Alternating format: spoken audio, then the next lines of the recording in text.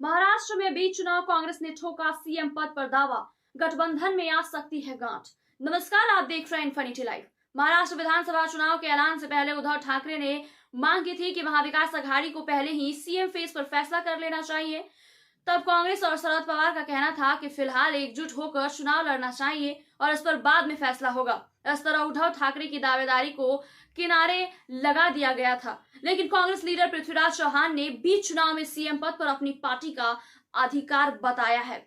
अब इससे नया विवाद खड़ा हो सकता है। पृथ्वीराज चौहान ने कहा कि हमारा भरोसा है कि महाविकास अघाड़ी को चुनाव में जीत मिलेगी और अगला सीएम अब कांग्रेस से होगा। पूर्व सीएम ने इकोनॉमिक टाइम्स से कहा था कि मेरे से आरएसएस के सीनियर नेता संपर्क किए थे और भाजपा में आने को कहा था। उन्होंने कहा कि मैं कांग्रेसी ही रहूंगा और इस बार चुनाव के बाद हमारा ही मुख्यमंत्री बनेगा। अब पृथ्वीराज चौहान के सीएम पद पर कांग्रेस के दावे वाले बयान को उद्धव ठाकरे गुट का भी रिएक्शन आ सकता है, खास तौर पर तब जब चुनाव के बीच पृथ्वीराज चौहान का ऐसा दावा करना गठबंधन में नई बहस शुरू कर सकता है। पृथ्वीराज चौहान ने यह भी माना कि उन्हें दक्षिण कराड़ सीट पर टाइट फाइट मिल रही है। यहां से भाजपा के अतुल भोसले मुकाबले में हैं, जिनका कहना है कि यदि वह चुनाव जीतते हैं तो क्षेत्र के लिए ज्यादा फंड लाएंगे। इस पर चौहान ने कहा है कि लोकसभा चुनाव में हार के बाद ऐसा हो रहा है। भाजपा होर्डिंग लगाकर दावे कर रही है कि अगर हम जीतते हैं तो ज्यादा फंड लाएंगे, लेकिन ऐसा कुछ भी नहीं हो रहा है।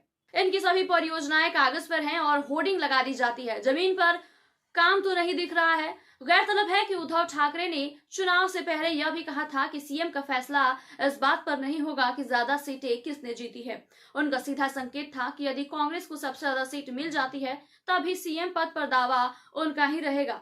दरअसल यही वजह थी कि दोनों दलों के बीच इस बात को लेकर भी खींचतान चली थी कि ज्यादा सीटों पर कौन चुनाव लड़ेगा। अंत में कांग्रेस और उद्धव सेना के बीच सीटों का मामूली अंतर ही रह गया था और उद्धव खेमा इसे अपनी ताकत के तौर पर देख रहा है। हालांकि वास्तविक समीकरण तो चुनाव के बाद ही पता चलेगा। ऐसे और तमाम खबरों के लिए देखते रहिए infinity live. Please like, share and subscribe my YouTube channel.